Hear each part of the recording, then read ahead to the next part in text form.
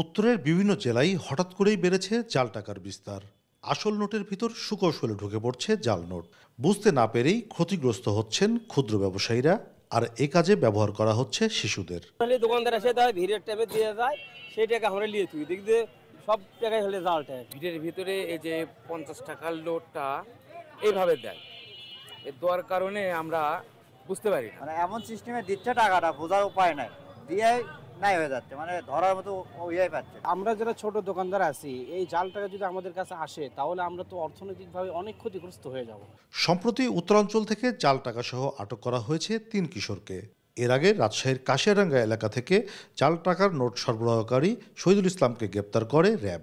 চাঁপাইনবাবগঞ্জে যার ছিল জাল টাকা ছড়ানোর নেটওয়ার্ক। আসল নোটের সঙ্গে মিলিয়ে হুবহু 50, 100 ও 500 টাকার নোট ছাপা হচ্ছে।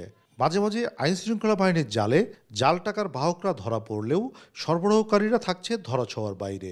আইনশৃঙ্খলা বাহিনী বলছে, গোয়েন্দা তৎপরতা বাড়ানোর পাশাপাশি চলছে অভিযান। আমরা আইনশৃঙ্খলা বাহিনী যারা আছি, আমাদের টিমগুলো কাজ করতেছে এবং এটার পিছনে বা অনেক যদি চ্যানেলে যারা আছে তাদের আমরা সবাইকে গ্রেফতারপূর্বক আইনের আওতায় নিয়ে আসবো। মাঠ পর্যায়ে আমাদের গোয়েন্দা নজরদারি চলমান। এখন পর্যন্ত খুব বেশি বড় মাপের বা বেশি পরিমাণে জাল টাকা রাশিয়ার বাজারে ছড়িয়েছে এই ধরনের কোনো গোয়েন্দা তথ্য আমাদের কাছে নেই। নতুন টাকা সম্পর্কে সাধারণ মানুষের ধারণা খুবই কম। এমন পরিস্থিতিতে সচেতন হওয়ার পাশাপাশি জাল টাকার ঝুঁকি এড়াতে ডিজিটাল লেনদেনের পরামর্শ দিচ্ছেন ব্যাংক কর্মকর্তা।